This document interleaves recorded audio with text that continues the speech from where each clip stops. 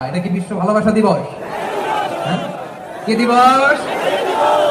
এই বিশ্ব ভালোবাসা দিবসের সাথে মুসলমানদের কোনো সম্পর্ক নাই। আমার প্রিয় ভাইরা, এই যে অবৈধ সম্পর্কের কারণে, বিশ্ব বেহায়া দিবসের কারণে, এগুলোর আউটপুট হিসেবে মাঝে মাঝে ঢাকা মেডিকেলের ডাস্টবিনে নবজাতকের বাচ্চার কান্নার আওয়াজ শুনতে পাওয়া যায়।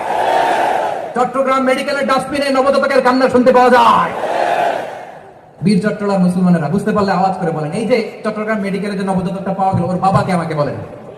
ওর বাবাকে, ওর মাকে, ও কোন ফ্যামিলির সন্তান কেউ জানে?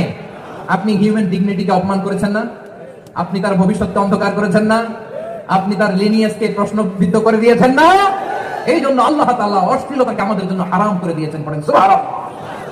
এই জন্য রব্বুল আলামিন বলেন, কুল ইন্নামা حرم ربي الفواحش ما ظهر منها وما بطن। প্রকাশ্য সব অশ্লীলতাকে হারাম ঘোষণা করে দিয়েছে কে? আবার দুনিয়ার বুকে যারা অশ্লীলতার প্রসার করে তাদের জন্য শাস্তি মজুদ রেখেছে কে? রব্বুল আলামিন বলেন, ইন্নাল্লাযীনা ইউহিব্বুনা আন তাশিআল ফাহিশাতু ফিল্লাযীনা আমানু লাহুম আযাবুন আলীমুন ফিদ দুনিয়া ওয়াল আখিরাতি ওয়াল্লাহু ইয়ালামু ওয়া আনতুম লা তা'লামুন।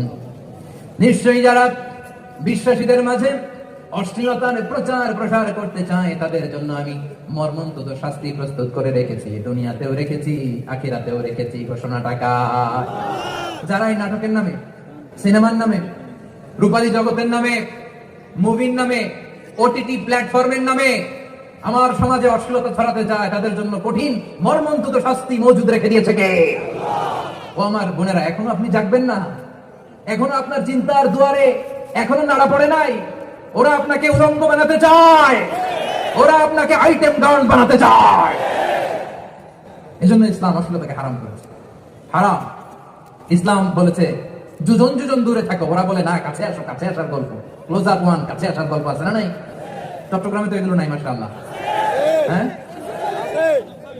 এখানেও আছে ক্লোজ আপ ওয়ান, কাছে আসার গল্প। আল্লাহ বলেন, বলা তাকরাবু জিনা, কাছেও এসো না, জিনা থেকে যুজন কিলো দূরে থাকো। ওরা বলে কাছে আসার গল্প। আমার বীর চট্টলার ভাইয়েরা, কাছে আসতে হলে আমরা কোরআনের কাছে আসবো, কাছে আসতে হলে নবীর কাছে আসবো, কাছে আসার গল্প হবে আমার রবের কাছে আসার গল্প। চিল্লায় বলো ঠিক কিনা?